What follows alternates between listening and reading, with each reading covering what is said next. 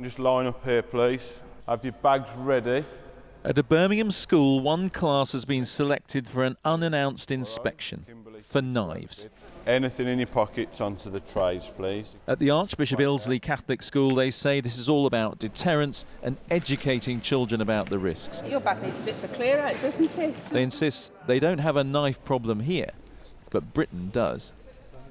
John, that's not his real name, was 14 when he was found with a knife at his school in London. He says he had it because for weeks on his way home he'd been targeted by thugs.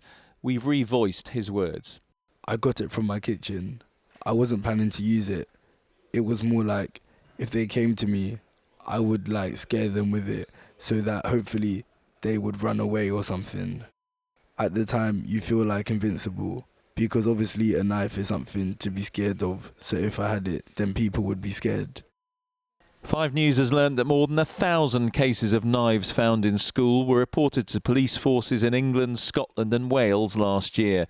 These included machetes, hunting knives and even a modified highlighter pen whose nib had been replaced with a blade. In England and Wales, the number of such cases has more than doubled since 2014.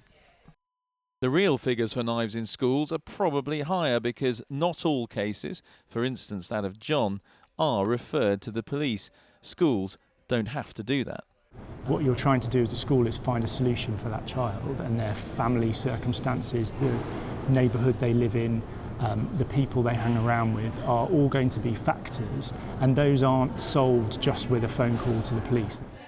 This scheme in Essex tries to keep school children away from gangs and knives. One of its founders remembers the day back when he was a teacher facing a very young pupil. I've seen this 6-year-old carrying a knife. He was threatening other staff members and saying that he was going to stab them. So I've gone over trying to calm this child down, where he's then verbally said that he's going to kill me and saying that he's going to stab me. John was permanently excluded but is going back into a new school this term. He's certainly sorry for what he did, but still feels the school could have been more understanding. Obviously, there's no excuse, but they didn't give me a chance to explain. I didn't get to say anything. Before he found it, I remember the head teacher saying, "Remember, we don't need you here, but you need us." I wasn't allowed to speak or anything. Between the detector and the yellow line, if you could. Back at Archbishop Ilsley School, there's always a police officer present for these searches. That means if anything is found, it will be reported. We would always involve the police in an issue like this. It's quite simple for me as a head teacher that a child bringing a knife into school is not acceptable. But what I would also say is that with any situation like that, we would never wash our hands of a child completely. We would always look at what can we do to support that child moving on in the future. These children are definitely not in that category, but what do they think of the random searches? If it's for our safety, I think it's a good idea.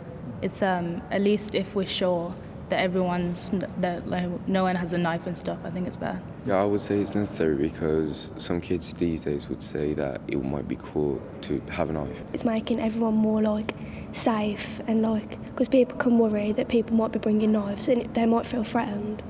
So you're having them checks is making everyone feel more comfortable coming to school. Good girl, thank you. There's your letter. That's for your parents. This is one way to deal with the problem of knives coming through the school gates, but it is an issue for all of society to face, and it is growing.